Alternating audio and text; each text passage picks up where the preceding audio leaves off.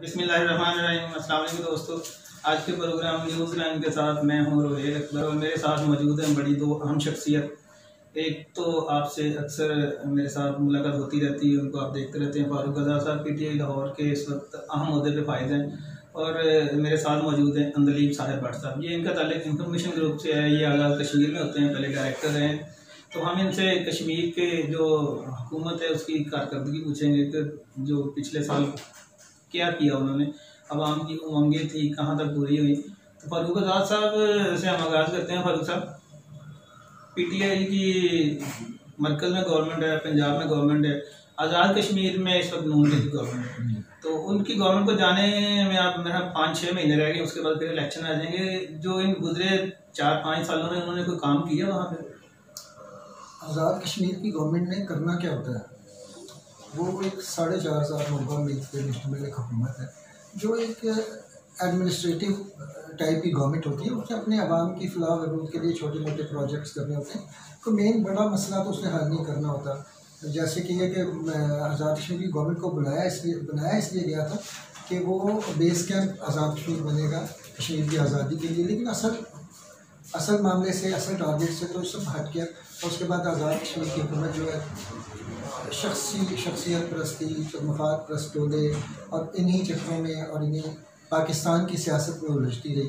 तो मैं समझता हूँ कि वहाँ पे खुल के तो शायद ही किसी को काम करने दिया जाए, लेकिन फिर भी ये कि जो लोग करप्ट नहीं हैं, जिनमें कुछ हमारे वज़ीर-ए-आज़म गुजरे हैं, सदर गुजरे हैं, जो करप्ट नहीं है, उनको ये क्रेडिट जाता है कि उन्होंने आज़ाद कश्मीर की तामीर और तरक्की के लिए बहुत कुछ किया। लेकिन मैं समझता हूँ कि खुल के कोई भी पार्टी जो होती है वो चूँकि पाकिस्तानी हुकूमत के ताबे होती है। पाकिस्तान में जो 12 नशिस्तें हैं वैली और जम्मू की, तो उसमें जो होता है कि वो तकरीबन वही लोग जीतते हैं जिन्हें पाकिस्तानी हुकूमत का आशीर्वाद हासिल होता है। और जो पाकिस्तान में रूलिंग पार्टी होती है उसी के अक्सर लोग, जैसे पिछले दफ़ा नून लीग की हुकूमत थी तो तकरीबन 10 सीटें जो 12 में से वो नून लीग की हुकूमत की लोगों की थी, गैर मारूफ लोग थे, जीत गए। तो ये ऐसे ही चलता है। तो मैं समझता हूँ कि ये होता है और शायद होता भी रहेगा। तो इसको तो ये पार्टी के वोट है सारे, वो कहते हैं कि नवाज शरीफ अगर किसी खंबे को टिकट दे दे तो वो भी जीत जाता है। ऐसे जो पार्टी रूलिंग पार्टी होगी वो किसी को भी टिकट दे तो जीत जाता है। हाँ जी, बिल्कुल ऐसे ही है। कोई मतलब इसमें रूलिंग पार्टी या पिछली पार्टीज का नहीं होते। इसमें क्योंकि लोगों के आइंदा मफाद जो है वो इन्हीं MLAs के साथ होते हैं। एक फंड्स आते हैं क्योंकि जो आज़ाद कश्मीर के जो फंड आते हैं, फंड की आपसे बात होती है बाद में। जरा अंदलीब साहब भट्ट से पूछ लें कि इनका, क्योंकि मीडिया के साथ चल रहे, तो जो कश्मीरी हमारे सहाफ़ी भाई हैं या कश्मीर के जो अखबार निकलते हैं, उनको कश्मीर में जो एडवर्टाइजमेंट पॉलिसी है उसके मुताबिक जो इश्तिहारात मिलते हैं उनमें उनका गुजर बसर हो जाता है। अस्सलाम वालेकुम। मैं आपको ये बताता हूँ कि इंफॉर्मेशन डिपार्टमेंट जो है आज़ाद कश्मीर में as compare to other provinces हमारा डिपार्टमेंट छोटा है, लेकिन हमारी जो जिम्मेदारियाँ वो दीगर डिपार्टमेंट, दीगर सूबों के डिपार्टमेंट की लिस्ट ज़्यादा हैं। जहाँ तक तरीके कि हमें एक तरफ तो जहाँ आज़ाद कश्मीर की तामीर और तरक्की और गवर्नमेंट की आला पॉलिसीज़ की तशरीह करनी पड़ती है, उसके साथ साथ हमें मसला कश्मीर को भी साथ लेकर चलना पड़ता है। मसला कश्मीर क्योंकि हमारा ओढ़ना बिछोना वही है, कश्मीर की आज़ादी, मकबूजा कश्मीर की आज़ादी। और मकबूजा कश्मीर की आज़ादी के लिए ये बेस कैंप की गवर्नमेंट कायम की गई थी, आज़ाद कश्मीर में जो गवर्नमेंट कायम की गई। और बेस कैंप गवर्नमेंट का बुनियादी काम यही था कि आज़ाद खिता के लोगों की तामीर और तरक्की की जाए, इन्हें खुशहाल बनाया जाए। और उसके साथ ही साथ आज़ाद कश्मीर के अंदर जो मसला कश्मीर को ना सिर्फ आज़ाद कश्मीर के अंदर मुल्की सतह पे बल्कि बैन अवी सतह पर भी उजागर किया जा सके। उसके लिए साकर दौरे अदवार में यानी कश्मीर सेंटर कायम किए गए। कश्मीर सेंटर का एक फलसफा तो ये था कि मुल्क के सारों सूबाई दारुल-हुकूमतों में कश्मीर सेंटर का क़याम किया जाए।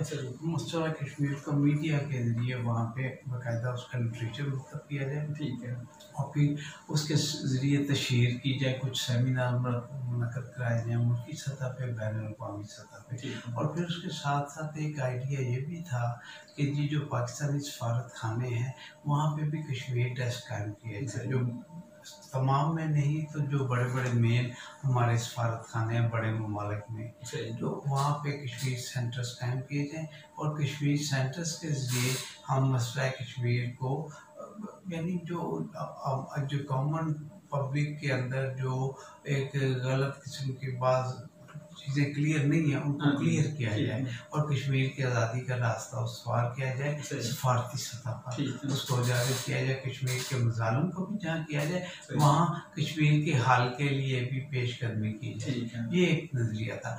और दूसरा जो आज़ाद कश्मीर की जहाँ तक फंड्स हैं और आज़ाद हमारा जो इंफॉर्मेशन डिपार्टमेंट है, इंफॉर्मेशन डिपार्टमेंट मैंने आपको बताया पाकिस्तान पंजाब की तर्ज पे हमने कायम किया, उसमें इजला में भी ऑफिसर्स होते हैं, मरकजी सतह पे ऑफिसर, रावलपिंडी में हमारा राब्ता दफ्तर कायम है।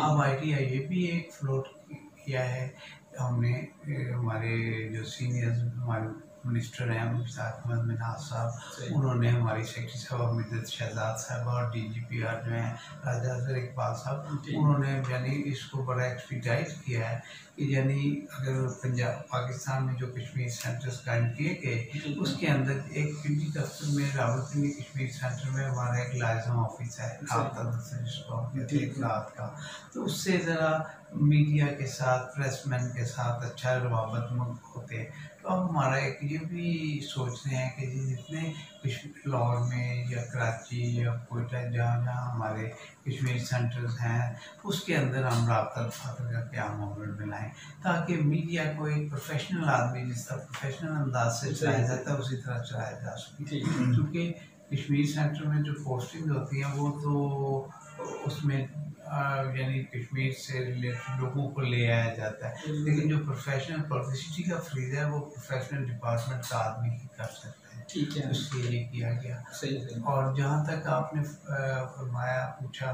कि जी अखबारात, तो अखबारात हमारा आपको पता छोटा खिता था, माजी में तो जो थे अखबारात वो हफ्तावार अखबारात शाया होते थे, कोई माहनामे थे 15 रोज़े वगैरह, लेकिन अब आके तो चूँकि थोड़ा सा ये जो पब्लिशिंग का अंदाज बदल गया, थोड़ा सा इंटरनेट नए कंप्यूटर, अब उसकी वजह से हम पब्लिशिंग की वजह से अभी हमारे यहाँ पे डेलीज भी काफ़ी ज़्यादा हो गई और उसमें हम कोशिश करते हैं कि जो मकामी सतह की खबरें हों वो हम उसी इश्तिहारात वो मकामी अखबार को दिए जाएँ, लेकिन जो कौमी अखबार में दिए जाते हैं माजी में भी ये रहा कि जी कौमी अखबार अगर एक कौमी अखबार को दिया जाता तो 2 हफ्ते रोज़ों को दे दिया जाए, और अब उसके साथ हम हफ्ते रोज़ों के साथ साथ हम जो हमारे रोज़नामे हैं जो रियासत के अंदर से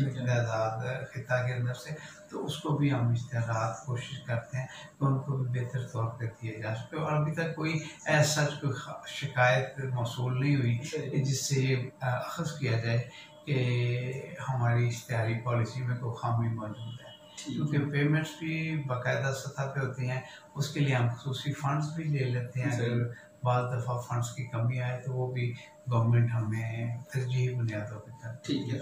अच्छा फारूक साहब, आप कश्मीर सेंटर के डायरेक्टर हैं। कश्मीर सेंटर जो है उसका काम है वहाँ की जो सहाबी बरादरी है उसके साथ राब्ते में रहना, जो कश्मीरी हैं उनके साथ राब्ते में रहना और कश्मीर के हवाले से मुख्तलिफ प्रोग्राम अरेंज करते रहना। तो जो लाहौर में कश्मीर सेंटर है वो तो यहाँ पे ग्रुपिंग पैदा कर रहा है, लोगों में नफरतें पैदा कर रहा है, लोगों में तफरीक पैदा कर रहा है।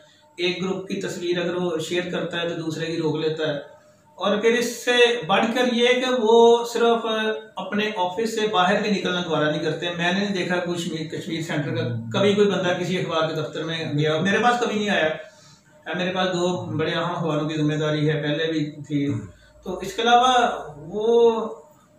मैं वजूहात आपको बताता हूँ कि वाकई ऐसा हो रहा है। जी बिल्कुल ऐसा होता है, हो रहा है। कुछ लोग अच्छे भी आए हैं जो ऐसी हरकतें नहीं कर रहे थे, लेकिन कुछ लोग करते हैं। लेकिन मैं आपको एक बात बताऊं कि ये क्यों हुआ। ये ऐसे हुआ कि पहले जो यहाँ पे कश्मीर सेंटर में डायरेक्टर की कश्मीर लिबरेशन सेंटर के डायरेक्टर्स जो होते थे उनकी तैनाती होती थी सियासी बेस पे, वो किसी सियासी जमात से उनका तल्लुक होता था।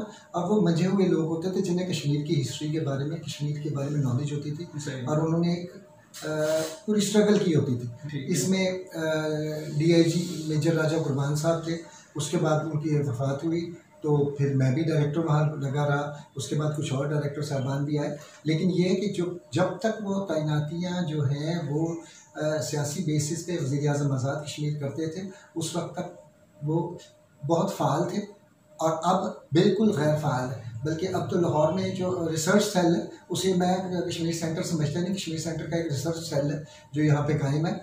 इस तरह तमाम कराची में और बाकी इलाकों में भी जो ये इनके सेंटर्स थे ये गैर फ़ाल हो गए। इसकी वजह बेसिक यही है कि इस पर उन्होंने सरकारी मुलाजमीन को जो है ना कभी एक को वहाँ लगा देते हैं। इस मैं आपको बताऊँ पिछले 3 साल में 5 दफ़ा डायरेक्टर साहबान या वो जो रिसर्च ऑफिसरान हैं वो तब्दील हुए हैं। वो डायरेक्टर ही कहलाते हैं, रिसर्च ऑफिसर्स होते हैं, तो वो चेंज हुए। इस वक्त फुल डायरेक्टर वहाँ पे कोई लगाया ही नहीं उन्होंने। मतलब जैसे मेजर राजा कुर्बान साहब थे 19वें ग्रेड में थे, मैं 19वें ग्रेड में था और इसके साथ साथ गुलाम हुसैन चौधरी साहब 19वें ग्रेड में थे। तो ये इसको अंदलीब साहब जो है बहुत अच्छी तरह जानते हैं कि उस वक्त कारकर्दगी क्या थी, क्योंकि कारकर्दगी की रिपोर्ट्स होती थी। और लाहौर में जो मीडिया जो है आज़ाद कश्मीर का सारा मीडिया वो भी हम लाहौर से चलाते थे।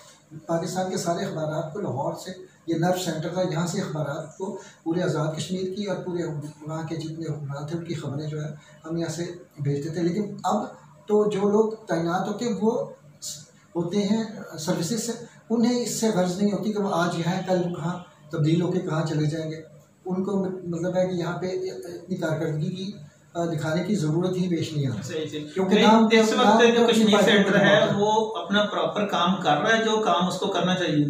वो उस लेवल पे तो वो करते हैं कि कोई अगर कोई तकरीब आई है, तकरीबात के मौके पे, लेकिन वो भी पहले वो अपना आज़ाद कश्मीर पे अपना लिबरेशन सेल से जो मरकज़ी है वहाँ से इजाज़त लेते हैं, वहाँ से उनको फंड आते हैं, फिर वो उस प्रोग्राम को करते हैं। और कई दफ़ा ऐसा होता है कि कई प्रोग्राम नहीं हो पाते और कई एक दिन पहले वहाँ से इजाज़त आती है तो वो अफरा तफरी का शिकार होते हैं। तो अब मेरा ख्याल है कश्मीर सेंटर्स की वो उस तरीके की ये अफादियत को कम जानबूझ के किया गया। और ये पिछले दौर में मैं सिंपली कहूँगा कि जब नवाज शरीफ की हुकूमत आई है तो उसके बाद मसला कश्मीर को जो है वो पसे पुश डाल दिया गया, बैक बर्नर पे रख दिया गया। और उसके बाद जानबूझकर ऐसी स्ट्रेटजी बनाई गई कि कश्मीर सेंटर के जिन इदारों के साथ रवाबित से वो सारे रवाबित जो है वो कट ऑफ हो गए और कश्मीर सेंटर जो है वो तनहा जो रह गया। और उसका काम सिर्फ ये कि मेज कुर्सियों पर बैठ के 10-15 लोग जो है वो तनख्वाह। तो अंदलीब साहब आप तो क्योंकि इसके साथ अटैच हैं, ये जो कश्मीर सेंटर है क्या पूरे पाकिस्तान में जो बने हैं, पाकिस्तान से बाहर भी हैं, तो क्या ये अपनी जिम्मेदारी आसान तरीके से पूरी कर रहे हैं? मैं ये समझता हूँ, मैं खुद भी कश्मीर सेंटर का इंचार्ज डायरेक्टर रहा, तो मैं कुछ अर्सा काम किया। बल्कि उस वक्त जब मेरे प्रेडिसेसर ये थे, मेरे बाद इन्होंने टेक ओवर किया और सब ने लाहौर कश्मीर सेंटर लाहौर में, तो हमने तो अपने मकसद से क़याम के दौरान, हालांकि उस दौर में कोई फंड भी चूँकि गवर्नमेंट तब्दील हुई तो हमने केयर टेकर डायरेक्टर आए थे वहाँ पे, तो हमने, लेकिन उसके बावजूद हमने जो तमाम जितने डेज़ आए कौमी तकरीबात वो मुनक़्क़द कराएंगे, जल्द से जुलूस मुनक़्क़द कराए कश्मीर के हवाले से, एहतजाजी जल्द से एहतजाजी जुलूस कराए कश्मीर की आज़ादी के हवाले से, भारतीय जुल्म इस्तबदाद के ख़िलाफ़, तो वो तो हमने कराए। अभी भी मैं समझता हूँ कि जी इसमें कोई ऐसी कमी नहीं, लेकिन थोड़ी सी उसके सेंट्रलाइज सतह से उसको किया जाता है मॉनिटर, तो इंशाल्लाह ताला उसमें बेहतरियाँ की जा रही हैं। ठीक है, उसमें बात यह है कि बाकायदगी से करके जो कश्मीरी हमारे जो आज़ाद कश्मीर के रियासत जम्मू कश्मीर के जो शहरी हैं यहाँ पे मुहाजिरीन की पाकिस्तान,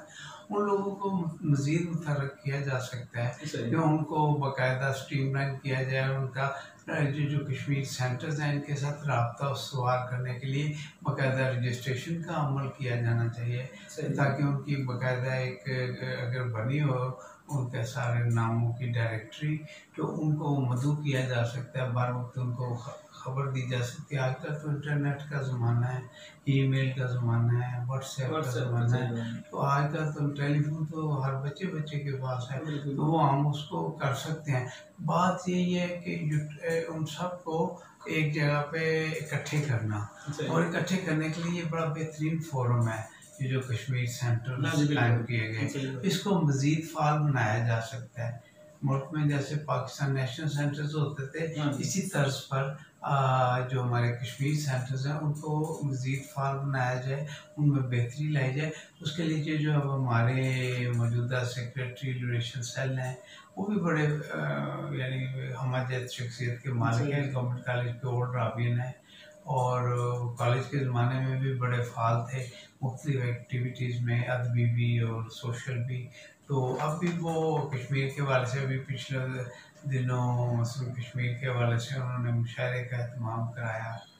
तो उसमें मतलब किया जा सकता है काम। तो हर देखिए काम तो कभी भी तकमील पजीर नहीं होता, और मिशन ये कश्मीर जो है ये मिशन इम्पॉसिबल टाइप का मिशन है, और इसको मज़ीद कश्मीर की आज़ादी तक हमें ये दिया जलाए रखना है। और इसमें हर शख्स को उसमें देखिए हर महाज पे, जैसे अब मीडिया का महाज है, पहले खाली अखबारी मीडिया था, तो अब डिजिटल मीडिया आ गया, इलेक्ट्रॉनिक मीडिया आया, फिर डिजिटल मीडिया आ गया, अब सब हर सतह पे। अब ये एक चीज़ हुई, इसका ये फ़ायदा हुआ कि भारत को अपनी जो एट्रॉसिटीज़ थी वो अब नहीं छुपा सक रहा, वो सारे अक़वाम आलम के सामने आ गई। अब दुनिया भी जो सोचने पे मजबूर है कि यार कश्मीरियों का मसला है और इसको हल करना है। पहले भारत का चूँकि जो उसका सफारती महाज था उस पर भारत थोड़ा बेहतर मोर एक्टिव था, प्रोएक्टिव था, तो यानी ज़्यादा उसमें वो करता था अपनी यानी अपना प्रोपेगेंडा मशीनरी उसकी ज़्यादा थी। आपको पता है प्रोपेगेंडा तो शैतान से शुरू हुआ था, बीस से शुरू हुआ था, और उसका आज उसका अलाकार तो सारा मीडिया सारा वो प्रोपेगेंडा बेस्ड है। लेकिन प्रोपेगेंडा के साथ साथ मैं समझता हूँ आवाम बाशऊर हो चुकी है, तालीम ज़्यादा हुई है। उससे ये हुआ कि अब हमें सिर्फ फैक्ट्स एंड फिगर्स हकीकत बतानी है दोनों तरफ से, पॉजिटिव भी नेगेटिव भी। आवाम खुद फैसला कर सकते हैं, आजकल के आवाम इतने बाशऊर हो। रोहित साहब, इसमें एक ही बात है कि जो ये कश्मीर सेंटर्स हैं इनके जो सरबराह मुकर्रर किए जाए ना वो तहरीकी साथी हैं। एक शख्स जो वहाँ पे ऑडिट ब्रांच से उठ के आएगा और जहाँ पे कश्मीर सेंटर का चार्ज ले लेगा तो वो नहीं चला सकता, जो जानता ही नहीं है लोगों को, जो तहरीकी लोग हैं, जो कश्मीर की तहरीक आज़ादी में सरगर्म है, लाहौर में जितने लोग हैं। तो फिर इस तरह से किसी तहरीकी साथी को ही जो है ना इस किस्म के इदारों की सरबराही देनी चाहिए ताकि वो उसको सबको साथ लेके चले। इससे मैं एक और बात कहना चाहूँगा, मैं सेंटर के फ़राइज़ अंजाम दिए, तो मुझे थोड़ा सा यानी तमाम जो पॉलिटिकल पार्टीज़ हैं उन सब को भी मसला कश्मीर के सिलसिले में अपनी इज्तिमाई जिम्मेदारी समझते हुए आगे आना चाहिए। चूँकि इनमें थोड़ा सा रिलेशनशिप का किसी जगह फुकदार नज़र आता है कि मतलब देखिए बाज़ जो कौमी मकासद हैं उसके लिए तो हमें इकट्ठे एक ही लाया अमल होना चाहिए, उसमें सोच नहीं आनी चाहिए, हायल नहीं होनी चाहिए। सियासी सोच अलग रखते हुए तमाम सियासी जमातों को कश्मीर सेंटर के फोरम पे आकर इकट्ठे होकर अपना आवाज़ बुलंद ये डायरेक्टर की जिम्मेदारी होती है। हाँ। ये क्यों अब एक डायरेक्टर की तैनाती जो है गवर्नमेंट कर रही होती है, वो गवर्नमेंट के स्लोगन्स करता है। मैं बताता हूँ, मैं जब डायरेक्टर हुआ ना तो मैंने जम्मू कश्मीर महासे रायशुमारी के सदर जो थे पीर सईद शाह नाज़की, उन्हें पहले जब मैं तैनात हुआ तो पहले सेमिनार की सदारत उन्हें सौंपी, सारे इकट्ठे थे। तो अब ये होता है कि जब चूँकि हुकूमत के लोग होते हैं वो जाके नाजायज़ दबाव डालते हैं, हुकूमत ने वहाँ पे वो लगाया होता है। तो मैं यही बात कह रहा हूँ कि ये जो है इसे ये तरीकाकार जो है ना ये जब तक सरकारी मुलाजम आते रहेंगे तो वो प्रेशर में रहेंगे, अगर किसी पॉलिटिकल फिगर को लगा दिया जाए तो वो सबसे राब्ते में रहेगा। आपके कहने का मकसद ये है। लेकिन मैं जो मेरा पॉइंट था वो ये था कि तमाम सियासी जमातों की भी जिम्मेदारी है, गवर्नमेंट की अकेले जिम्मेदारी नहीं होती। देखिए तमाम सियासी जमातें अगर कश्मीर सेंटर में आएँ, अगर वहाँ पे कोई शख्स अगर अपने फ़राइज़ नहीं भी सर अंजाम दे तो जब सब इकट्ठे होंगे तो उसको साथ लेके चलना पड़ेगा। यही सबसे बड़ी बात है। और कश्मीर की आज़ादी के लिए ज़रूरी तो यही है, नागज़ीर है कि तमाम सियासी जमातें इकट्ठे होकर कश्मीर की आज़ादी का आवाज़ बुलंद करें और आलम बुलंद करें, और फिर ही ये मुमकिन हो सकेगा। और इसके लिए सबसे पहले हमें अपने घर को तैयार करना है, हमें अपने लोगों को उजागर करना है, फिर हमने पूरी दुनिया को उजागर करना है। पहले अपने कश्मीरियों को उजागर करना है, उसके उनका नज़रिया सारा कि जी मसला कश्मीर है क्या, उसकी माहियत क्या है, उसके लिए क्या हमें लाया अमल इख्तियार करना है, उनको साथ लेके चलना है। फिर मुल्की सतह पे पाकिस्तान को साथ लेके चलना है। फिर हमें अपने दोस्त ममालिक और सारे जो अब्रॉड कश्मीरीज हैं उसमें बड़ा किरदार अदा कर सकते हैं। उन सब की भी एक बाकायदा एक उनको मैं समझता हूँ कि उनकी रजिस्ट्रेशन की जाए। जो कश्मीरी जहाँ पे है जो वॉलंटियर होना चाहिए वो वॉलंटियर भी हो, ताकि वो हम एक बाकायदा हमारे पास एक उनका डाटा मरतब हो सके। तो मैं समझता हूँ वो ज़्यादा आसानी नहीं जी, बड़ी अच्छी बात है कि सबसे पहले कश्मीरियों को एक प्लेटफॉर्म पे इकट्ठा होना चाहिए, उसके बाद फिर उनके गिरदोनवा वाले लोगों को इकट्ठा किया जाए, फिर उसके बाद इंटरनेशनल सतह पे एक कंपेन चलानी चाहिए। फारूक साहब, आपके जो कश्मीर के MLA हैं, पाकिस्तान से तकरीबन 12 MLA होते हैं, उनको करोड़ों रुपए की ग्रांट मिलती है जी जी। और वो ग्रांट कहाँ लगाते हैं? क्योंकि जो उनका हलका होता है उस हलके में तो पंजाब गवर्नमेंट तरक्याती फंड करवा रही होती है, वहाँ के मरकजी गवर्नमेंट जहाँ के MLA उनके वो फंड मिलते हैं, वो तरक्याती काम करवा रहे होते हैं। तो ये जो MLA आपके ये वो करोड़ों रुपए की ग्रांट कहाँ लगाते हैं? देखिए जी, ये तो ग्रांट वाकई इस कश्मीरी कम्युनिटी जो है लाहौर में क्या जहाँ पे भी पाकिस्तान में तो स्कैटर्ड होती है। 2 घर यहाँ है तो 2 घर जो है वो साथ वाली बस्ती में है, 4 घर जो है और दूर है। तो ये जो फंड्स होते हैं ये कश्मीरियों की फलाह बहबूद के लिए होते हैं। तो इसमें ये मैं समझता हूँ कि यहाँ पे लाहौर में गुलाम मोहिउद्दीन दीवान साहब जो 3 दफ़ा मिनिस्टर भी रहे हैं और आज भी वो लेजिस्लेटिव असेंबली के मेंबर हैं, आज़ाद कश्मीर असेंबली के। तो उन्होंने ऐसा किया कि अपने फंड्स के जो पैसे थे वो इकट्ठे करते रहे और फिर उन्होंने एक बस्ती जो है वो कश्मीरियों के लिए बसाई है ये और उसमें उन्होंने तकरीबन 350 प्लाट जो है कश्मीरियों में डिस्ट्रीब्यूट किए हैं आज से।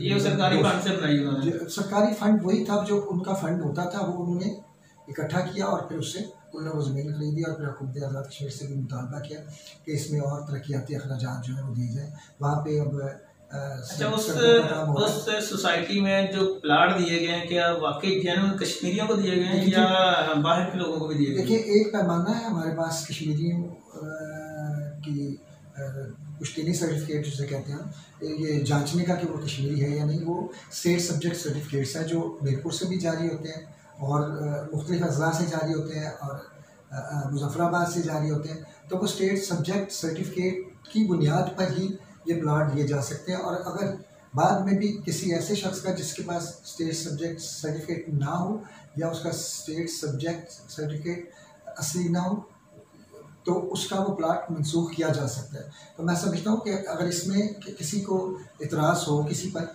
और वो समझता हूँ कि किसी को गलत तरीके से प्लाट को अलॉट किया गया है तो उसका स्टेट सब्जेक्ट जो है वो कैंसिल भी किया जा सकता है। इसके अलावा भी जो हमारे दरगाह हिल में प्लाट्स जो हैं वो डिस्ट्रीब्यूट किए गए थे और अभी पिछले दिनों तकरीबन 2 माह पहले वहाँ पे तकरीबन 200-250 प्लाट हैं, तो वहाँ पर 70 प्लाटों का कब्ज़ा वहाँ पे भी दिया गया। और ये जो प्लाट्स हैं ये हैं दारोगा के पास। तो इनका जो है ये जो प्लाट है इसको जेन्युइन कश्मीरियों को दिए गए हैं, इसमें कश्मीर से बाहर का कोई बंदा नहीं। अगर कोई है किसी को पता, ये देखें ना, कहीं पे भी कोई झोल हो सकता है, किसी ने गलत स्टेट सब्जेक्ट अगर बनाया है तो वो हमारी जिम्मेदारी नहीं है, वो मुजफ्फराबाद वालों की जिम्मेदारी है, महकमा भालियात की या महकमा भालियात की मीरपुर पे। तो अगर या किसी जहाँ से उसने बनाया तो अगर ऐसा ही कोई है भी है और वो लोकेट हो जाता है तो उसका वो प्लाट वो कैंसिल हो सकता है। ठीक है। अच्छा फारूक साहब, एक दीवान साहब क्योंकि आपके दोस्त भी हैं, आपके पार्टी के भी हैं, उनके बारे में ये कहा जाता है कि उनकी नाम कुछ और है और ये उन्होंने मैट्रिक की सनद जब किसी से ली तो उसके मुताबिक फिर उन्होंने ये अपना नाम किया, तो इसमें क्या हकीकत है जरा बताएं। कश्मीरियों में होता है कि घरेलू नाम कोई और होता है और कुछ जो स्कूल के नाम होते हैं और होते हैं। मतलब इसमें मैं नहीं समझता क्योंकि मुझे नहीं मालूम, मैं बचपन का उनका साथी तो नहीं हूँ, मेरी तो उनके साथ सियासी वाबस्तगी और सियासी जो तकरीबात हैं उनमें उनके साथ रहा। तो ये तो आप उनके कोई जो जैसे कहते हैं अंडरवेयर फ्रेंड्स ये वो बता सकते हैं कि वो इसमें क्या है। तो अगर ऐसी बात है तो 2 नाम चलते हैं, अक्सर चलते हैं, कोई ऐसी बात नहीं। लेकिन अगर इसमें कोई ऐसी बात जैसी आप कह रहे हैं, ये तो एक बहुत संगीन बिल्कुल जी बातें हो रही हैं। उन्होंने मैट्रिक की सनद जब ली तो मैं समझता हूँ कि अगर ऐसा मैं वैसे ऐसा हुआ भी है तो अब उनको मैट्रिक की अभी कम से कम 50 साल तो हो गए होंगे। तो सरदार कीम साहब के पास अगर निकल सकती है मैट्रिक की सनद तो किसी के पास भी निकल सकती है। ये मतलब बातें अब सतही हैं। वो मतलब कम अज़ कम वो बहुत एजुकेटेड हो गए हैं। अब ये 3-4 मतलब असेंबली के मेंबर हो रहे हैं, तो वो किसी भी लेवल पे जो है ना वो सही से। अच्छा अदलीम भट्ट साहब, आप के जो आज़ाद कश्मीर के मिनिस्टर हैं इंफॉर्मेशन, हमारे साथी भाई दोस्त हैं मिनाज साहब, मुश्ताक मिनाज साहब, तो उनका जो दौर है वो कैसा गुजरा? उनके सहाफ़ियों के साथ तल्लुकात बड़े ख़राब हुए, मीडिया इंडस्ट्री के साथ उनके तल्लुकात कैसे रहे, और उन्होंने अपनी गवर्नमेंट को प्रमोट करने के लिए को काम अच्छे काम किए या बस दरमियानी काम? नहीं जी, मुश्ताक मिनाज साहब यानी बड़े इनोवेटिव आदमी भी हैं और साफ़ी भी हैं। वो ज़माना तालिब इल्मी से ही उनका बड़ा नाम रहा। उन्होंने अपने यानी यूनिवर्सिटी में भी यानी जो अपना मैस कम्युनिकेशन डिपार्टमेंट के लिए काफ़ी काम किया। इज्तिमाई तौर पर भी वो काम करते हैं, वो सिर्फ इंफरादी नहीं इज्तिमाइयत की तरफ के मिसाइल नज़र आते हैं। उसके अलावा जब आप देखेंगे, जब उनको पॉलिटिकल बैकग्राउंड तो उनकी इतनी नहीं थी, लेकिन अवेयरनेस, उनकी जो पॉलिटिकल अवेयरनेस है वो एक कॉमन मैन और एक आम सियासतदान से भी शायद बेहतर थी। और इसी बना पर वो कामयाबी उन्होंने हासिल की, और कामयाबी हासिल करने के बाद उन्होंने बतरीके आसन उनको जब ये पोर्टफोलियो महकमा इत्तलात का दिया गया तो इसको भी उन्होंने बतरीके आसन चलाया। और वैसे भी आप समझते हैं कि जब वो फेडरल सतह पर जब वो साफ़ी थे इस्लामाबाद कैपिटल के लिए, जब कैपिटल प्रेस क्लब के जो टाइम की उसमें भी उनका जो किरदार था वो किसी से ढका छुपा नहीं। फिर उसके बाद जो कॉलोनीज बनाई गई साफ़ियों के लिए, प्लॉटिंग के लिए, मीडिया टाउन जो बनाया, वो भी सारा उनका बहुत नुमाया किरदार है। और उस नुमाया किरदार के अलावा आज़ाद कश्मीर में भी साफ़ियों के लिए उन्होंने कॉलोनीज के लिए प्रोजेक्ट्स बनाए, जिस पे काम जारी है और अनकरीब उस पर अमल दरामद भी हो जाएगा। तो उसके लिए भी काफ़ी की गई।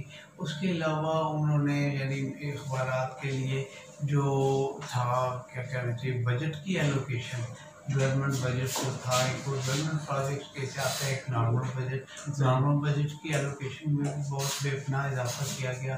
उसके अलावा उन्होंने स्ट्राइव किया कि अखबारात जो हैं वो साफ़ियों को, अपने कारकुनों को फीस भी तनख्वाह की भी अदायगी करें। उसको भी इश्तहारात को उसके साथ मशरूत किया गया कि वो ताकि मुकामी सतह पर जो छोटे बड़े तमाम अखबारात हैं वो अपने जो नुमाइंदे हैं, कारकुन हैं या साफ़ी हैं, उनको तनख्वाहें दी जा सकें या उनको ताकि चल सके घरेलू ज़िंदगी भी जी।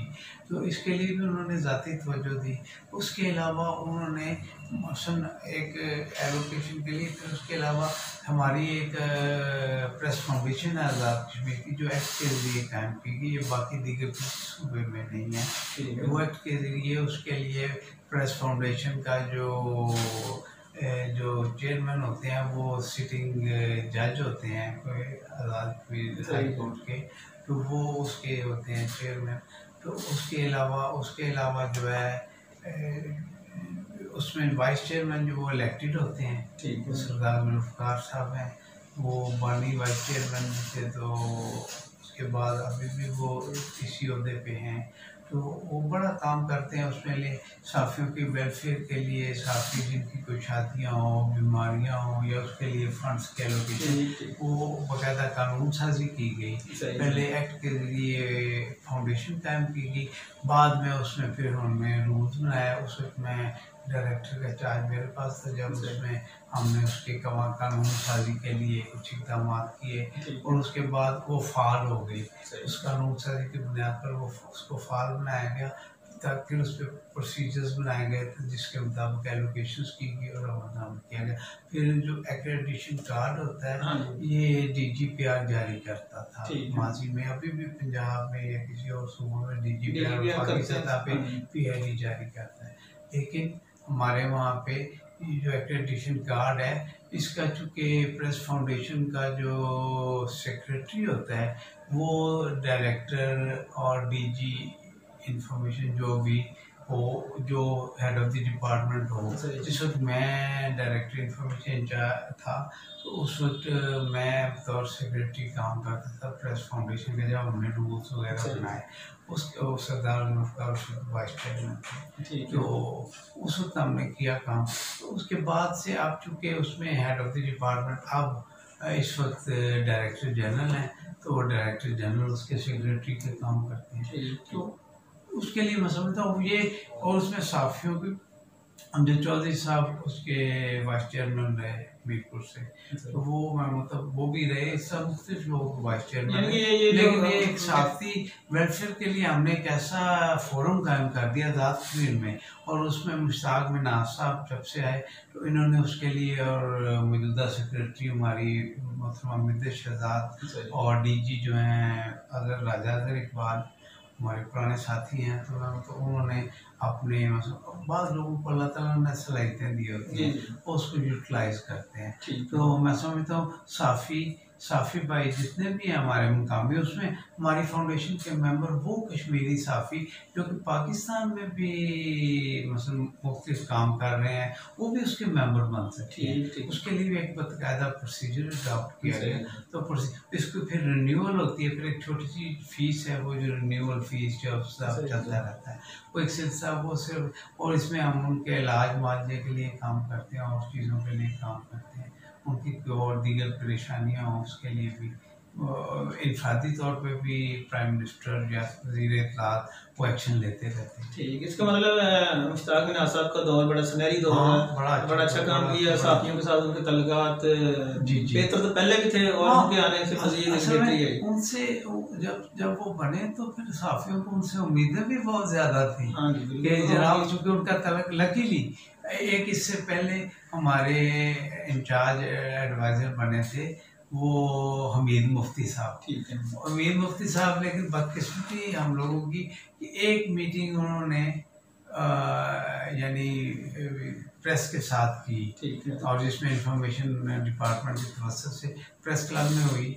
सेंट्रल प्रेस क्लब में मुजफ्फराबाद में, लेकिन उसके बाद वो तो जान वफा ना कर सके, तो फिर वो, लेकिन वो एक मीटिंग भी आज हमें याद आती है कि उन्होंने जो उनका विजन था, लाजमी बात है वो एक जो नॉर्मल एक कॉमन मैन अगर मिनिस्टर बने उसके विजन से, अगर एक साफी भी मिनिस्टर बनता है तो उसका विजन थोड़ा और तरह होता है towards, specially towards information department. और इसी तरह जब मुश्ताक मिनाज साहब, ये तो खैर एक्टिव जर्नलिज्म में रहे बहुत ज़्यादा, तो इन्होंने तो बहुत काम किया ना जी कैपिटल प्रेस क्लब के लिए और पूरे पाकिस्तान में, वैसे भी इनके राब्ते बहुत अच्छे राब्ते थे हर बंदे के साथ जी बहुत अच्छे जी। और इनका जो पहला प्रोग्राम था वो आज टीवी पे जो बोलता पाकिस्तान आता था, वो आज भी हम सबको याद है कि उस पाए का प्रोग्राम बहुत बहुत अच्छे प्रोग्राम जावेद और ये मिलके जब एक बातों में खुले प्रोग्राम होते थे इनके, कोई ऐसी उसमें बात छुपाई नहीं जाती थी,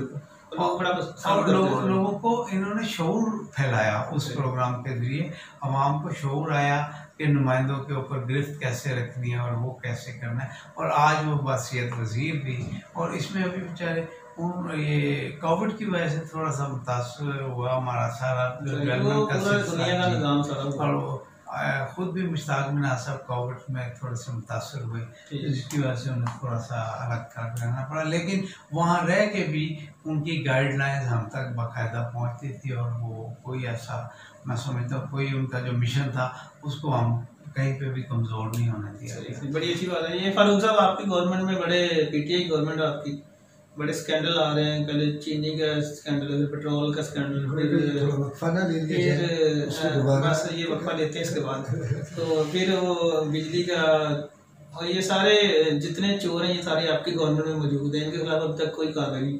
और अभी हाल ही में आसिम सलीम बाजवा साहब के खिलाफ भी एक स्कैंडल मंजर आम पर आया हुआ है, उसकी हालांकि उन्होंने तरदीद भी की है, मगर कोई जब तक कोई अमली तौर पे कार्रवाई नहीं होती उस वक्त तक लोग मुतमईन नहीं होंगे। आप बताएं ये क्या सारी सूरत है? मुझे आप बताएं कि कैसे मुतमईन होंगे, मेरा भी सवाल है कि कैसे मुतमईन होंगे, क्योंकि जिसने ये खबर फैलाई है, जिसने लगाई, उसके खिलाफ कोई कार्रवाई होनी चाहिए ताकि पता चले कि ये कार्रवाई हो रही है। इंडियन इंडियन आर्मी का एक रिटायर्ड मेजर था, उसने वो पहले ही एक वीडियो बनाई हुई 24 जुलाई को उसने वो रिलीज कर दी। बिल्कुल, वो उसी बहुत पहले ही वीडियो जी, और उसी वीडियो को ये उसी को मनवान जो है ना, इन्होंने जो है ना आपके जो नूरानी साहब हैं, इन्होंने उसे जो है ना हाईलाइट किया। और ये बिल्कुल फैक्ट्स नहीं है, इसमें कोई ओरिजिनल डॉक्यूमेंट्स नहीं है। और ये जो नूरानी साहब है, आप इनका कैरेक्टर देख लें, 2017 में भी इन्होंने ऐसी खबर पे माफ़ी मांगी थी, भाग गए हुए। और उसके बाद ये अपनी महबूबा के भाइयों के हाथों भी इस्लामाबाद में पिटे हैं। और उसके बाद ये इन पे ये इल्ज़ाम भी हैं कि ये रेडी वालों तक से तो ये भत्ता लेते थे। ये ऐसे आदमी के जो जिसका कैरेक्टर इस किस्म का हो, उसकी खबरों में क्या सदाकत हो। पहले भी ये जंग ग्रुप के हाथों में खेलते रहे।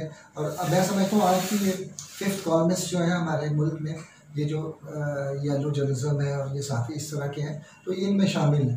क्यों कि इन्होंने एक ऐसा ग्रुप जो है बाजको जो है वो वहाँ पे अमेरिका में किसका है, वो बाजको ग्रुप है अब्दुल मालिक बाजवा का। उसी बाजको ग्रुप के जो एसेट्स हैं उन्हें इन्होंने जोड़ तोड़ के और ये जो है ना आसम सलीम बाजवा के साथ मिला दिया है। और मैं समझता हूँ इन चीज़ों में कोई सदाकत नहीं है। अगर है किसी को पता है पाकिस्तान में, तो पाकिस्तान में बताया कि ये क्या, ये अब ये लोग ये समझ रहे हैं कि अब ये जो सिनेरियो बन रहा है, अब जो चेंजिंग आने वाली है, और हो सकता है कि चंद दिनों में आप ये देखें, हो सकता है ये भी कि यहाँ पे सदारती निज़ाम आ जाए और इसके साथ 120 कोर्स नैब कोर्स नई बन रही हैं। तो ये जो जिनके गिर्द शिकंजा तंग हो रहा है, अब वो मज़ीद तंग हो जाएगा। आप देखें कि इन लोगों का क्या हाल हो रहा है कि जिन लोगों ने करप्शन किया, और जो लोग ये करप्शन वालों के साथी हैं, उनका अंजाम भी ख़राब होने वाला है यहाँ पे। ठीक है, अच्छा ये आपने एक तो वीडियो वाली बात बता दी, अच्छा हुआ सबको, क्योंकि वो वीडियो तकरीबन सबने देखी हुई, जो भारतीय मेजर नौजवान सा लड़का है उसने ये सारी बनाई थी, और उसके बाद ये सारा सिस्टम आगे चला। तो ये आपने दूसरी नई बात कर दी सदारती निज़ाम वाली, तो आप इलेक्शन से भागना चाह रहे हैं? इलेक्शन से भागने की बात 2 साल आपने किया, कुछ नहीं कहा। सदारती निज़ाम मैं नहीं लाना चाह रहा, लेकिन मैं समझता हूँ कि मुल्क के मुख्तदर हल्के जिनमें कुछ अपोजिशन की जो ऐसी जमातें भी हैं जो इस मुल्क में वाकई आइन और कानून की और इस्लामी बालादस्ती चाहती है, यहाँ पे ये देखें कि जो भी मुजरिम पकड़ा जाता है वो कानूनी सकम की वजह से या किसी और वजह से।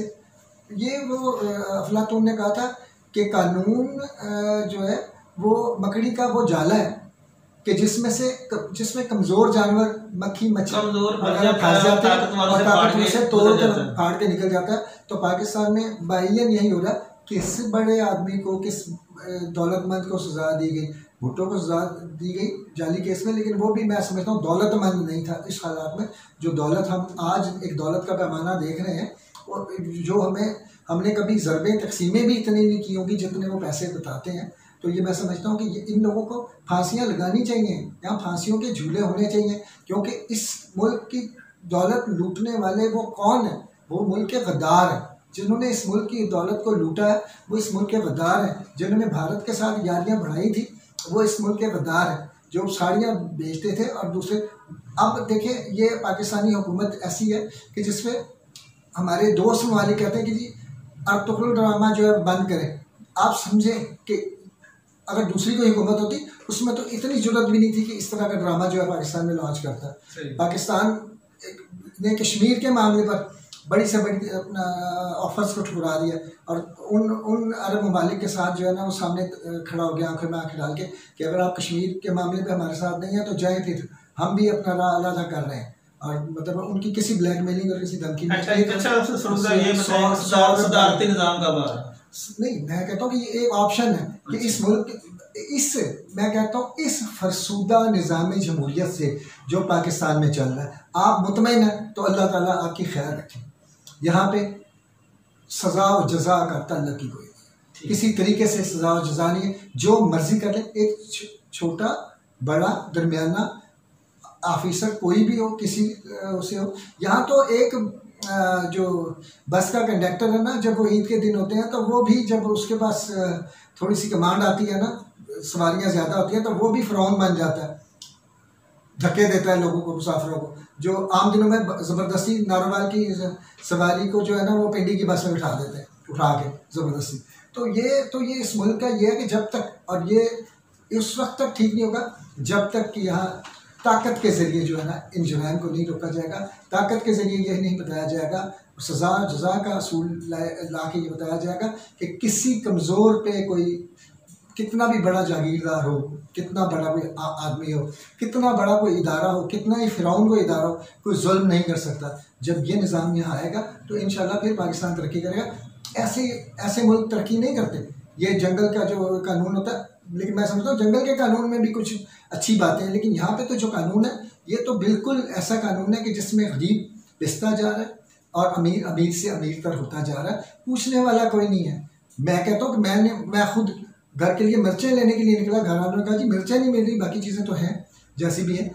यकीन करें कि मुझे खुद, मैं जगह जगह गया हूँ, मिर्चों वाले से पूछा, उन्होंने कहा जी प्योर तो मिल ही नहीं सकती आपको, सवाल ही बदल जाओ। मैंने कहा फिर क्या करते हैं, 2-4 ईंटें डाल देते हैं, 10 किलो में 2 ईंटें डाली तो 2.5 किलो 5 किलो वो भी हो गया।